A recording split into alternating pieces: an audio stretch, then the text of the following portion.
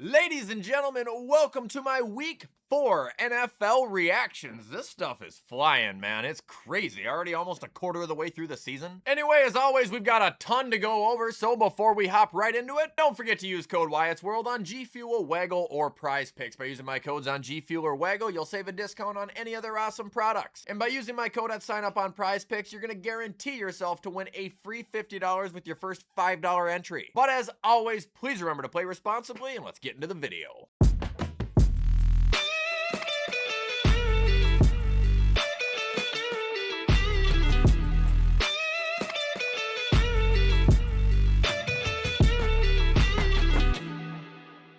Okay, so kicking off with Thursday Night Football, and I know this is old news, so I just got a couple bullet points for the reaction, but the Seahawks beat the Cardinals by 3 points. Bullet point number 1, Sam Darnold's a grinder. I really didn't think his play was going to transition from Minnesota to Seattle, but it has. The guy might not be the most entertaining quarterback, but he is a quality quarterback. Bullet point number 2, the Seattle defense is starting to scare me a little bit. I mean, they have been just so disruptive, man. 6 sacks, 2 picks. They've only allowed 20 points one time this year now. Bullet point number 3, I think Kyler Murray is done in Arizona after this year. He is just literally the definition of mediocre. He'll get you down the field, but he's also a liability to just throw one of the most jaw-dropping turnovers you've ever seen. Bullet point 4, Marvin Harrison Jr. showed resilience this game, having one of the most embarrassing performances turn into one of the most redeemable performances. And final bullet point, the 2 sack leaders for Arizona with 3 apiece are Josh Sweat and Calais Campbell. Safe to say those were decent signings. Either way, good win, Seattle, and you're on a roll.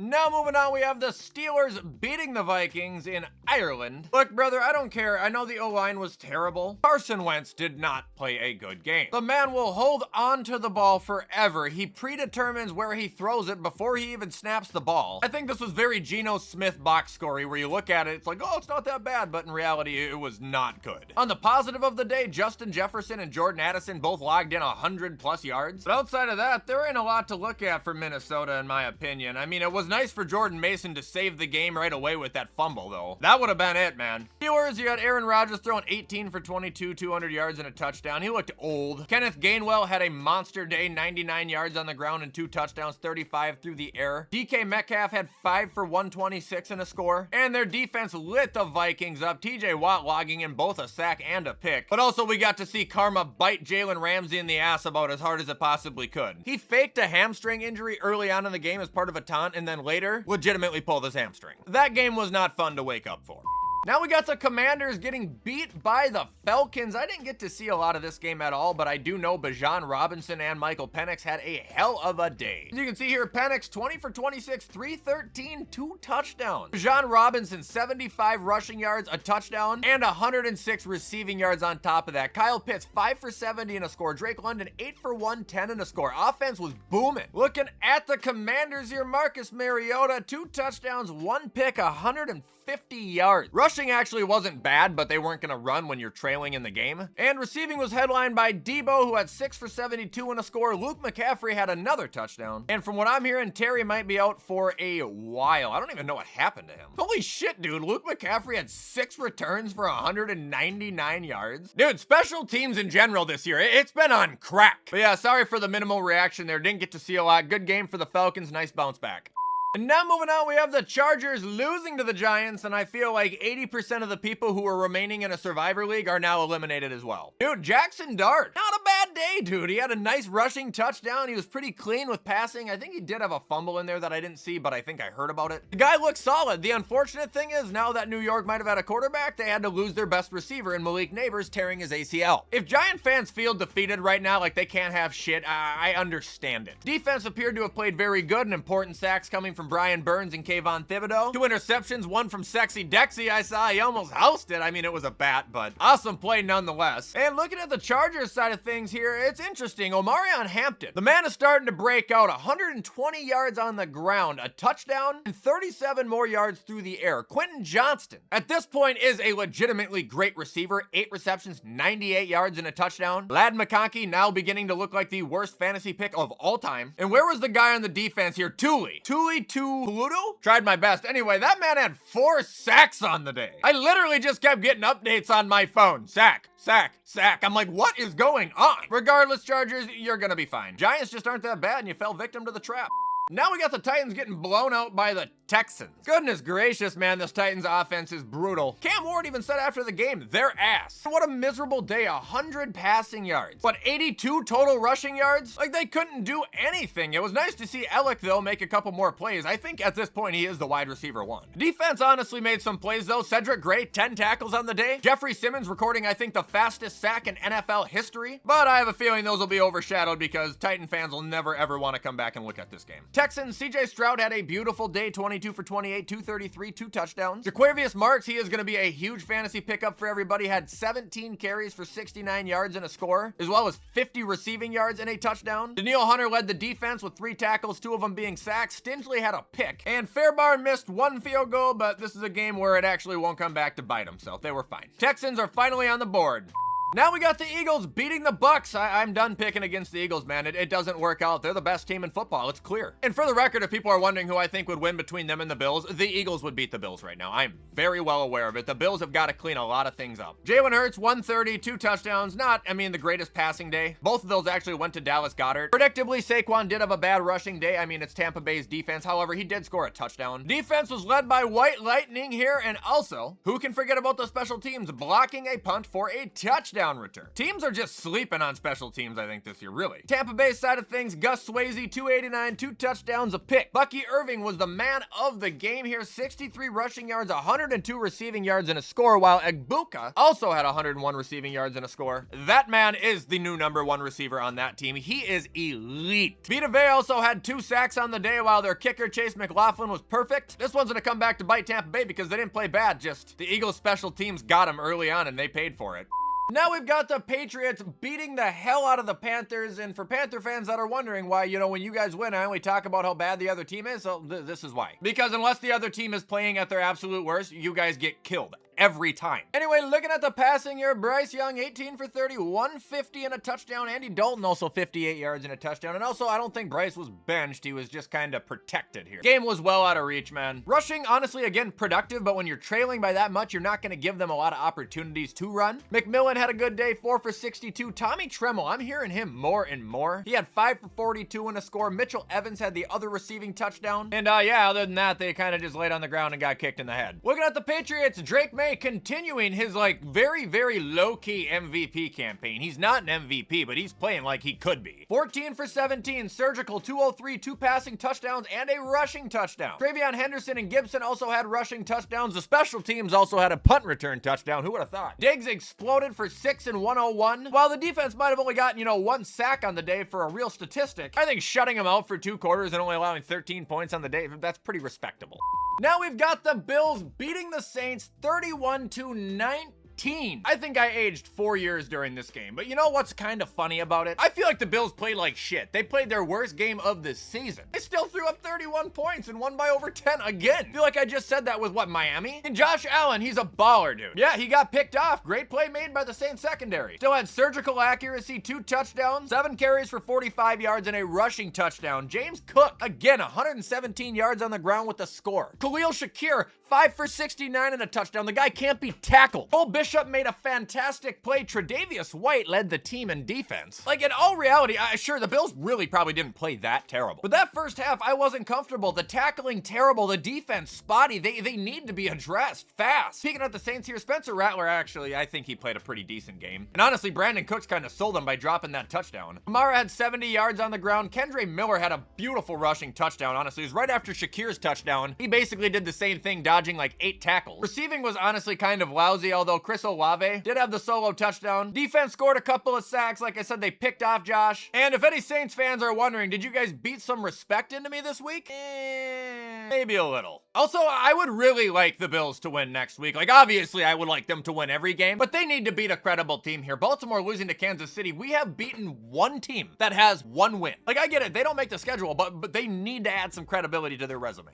Now we got the Browns getting obliterated by the Lions. It is time for Joe Flacco to go. Okay, it was a great second breath he had. And we get it. He can be a backup if he needs to be, you know, emergency case. But his days as a starter, man, he's not good and he is simply unmotivating to watch. Like, I know he's an old man, but it's literally like watching an old man out there playing. It's like watching your dad. What was the interception that was like 30 yards deeper than the intended target that he threw? Like, that was horrendous. Quinshon Judkins, he had another, I would say, good day. 82 yards and a touchdown. Receiving was led by Isaiah Bond and Jerry Jeudy right below him. And Denzel Ward also logged in an interception, which might be one of the only things to highlight on defense for the day. Looking at the Lions now, Goff, not his most accurate day, not his highest passing day, but he still had 2 touchdowns. Jahmyr Gibbs, also insanely productive, you know, considering he was playing the Cleveland Browns, throwing up 91 yards out of 15 carries and a score. St. Brown also had 2 touchdowns for 7 receptions and 70 yards. And their defense came up huge. Hutch and Anzalone having 3 sacks, and DJ Reed and Kirby Joseph getting the picks. Also, what could you imagine? Another punt return touchdown by Khalif Raymond. I know I already said it once, but teams are just, they're overlooking that whole aspect of the game. They have to be. Nonetheless, I think it's very impressive that Detroit threw up 34 on Cleveland's defense because they are, like I said, #1 in the league. At least they were. And they're probably also going to beat the Vikings.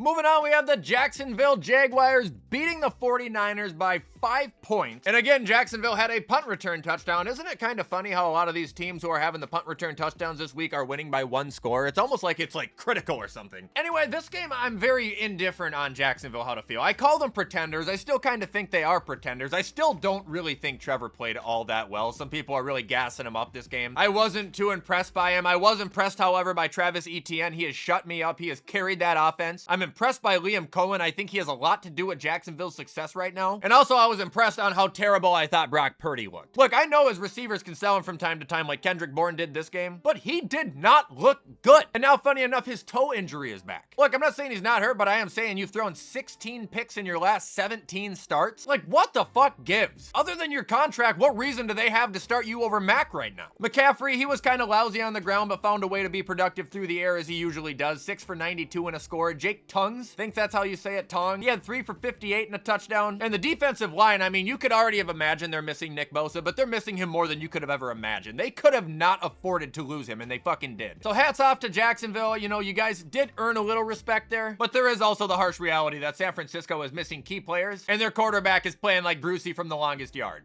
Now we got the Colts falling short to the Rams, but I think this game, I know Daniel Jones didn't have his best performance. He was playing a really good team. I think this game proved that the stupid fucking narrative of they're just the last year's Saints, that's off the board. The Colts are a good team. Like, yeah, their defense got shredded. 375, 3 touchdowns they let up from Matt Stafford. They let Puka Nacua have 13 catches for 170 yards and a touchdown. Jesus Christ.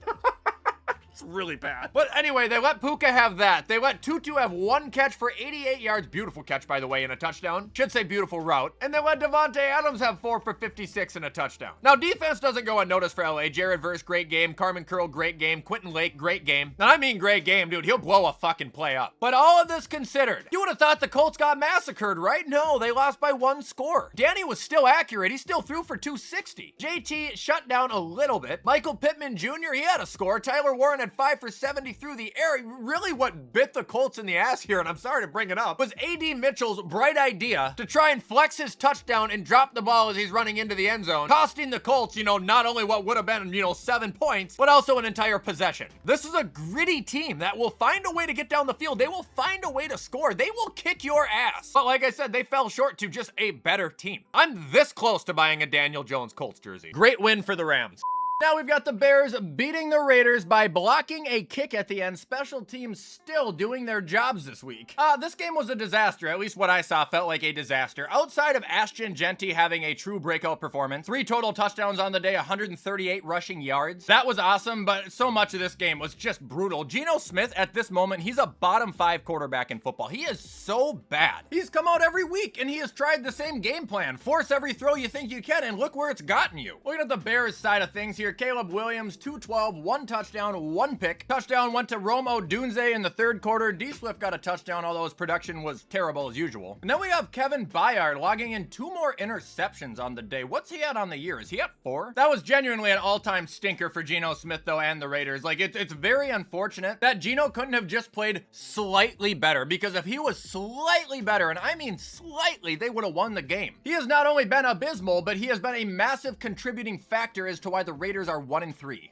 Now moving on, we have the talk of the week, and that's the Ravens losing to the Chiefs by 17 points, but it's not really the loss that I think people are talking about here. I'm hearing more about Lamar Jackson quitting on his team. Now, right away, I do not believe that a 2-time MVP, I do not believe Lamar Jackson would quit on his team, but people are questioning the legitimacy of his injury. You know how Lamar wasn't having a great game. He had a fumble, he had a pick, they were way down, and then all of a sudden he was out with a leg injury with no medical personnel around him, and he never even entered the medical tent. Okay, people are right to have questions there and wonder exactly what's going on, but I do not believe he methodically is faking an injury just to get out of there. But as far as their offense goes, you know, it wasn't the greatest day for anybody there. Well, I guess Justice Hill it was. He had 2 touchdowns on the day, 1 rushing, 1 receiving. But it seemed like after halftime, the Ravens, they were deflated. And I'm not trying to add to Lamar's argument of him quitting. Like I said, I don't think he quit, but the team, they seem very checked out. Looking at the Chiefs, Patty lit him up, 274 touchdowns. Rushing by the actual running backs, it was not tremendous by any means. 4 touchdowns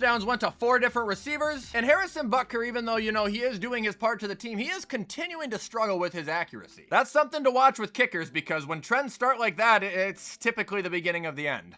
And ending for today, we have the Packers tying the Cowboys in a Sunday night cinematic football game. It was amazing. We had a quarterback battle of the ages. Jordan Love, 337 yards, 3 touchdowns, 31 for 43. Dak Prescott, 31 for 40, 319, 3 touchdowns. We had the running backs going head to head. Josh Jacobs, 86 yards, 2 touchdowns. Javonte Williams, 85 yards, 1 touchdown. Then for the Dallas receivers, George Pickens, 8 for 134, 2 touchdowns.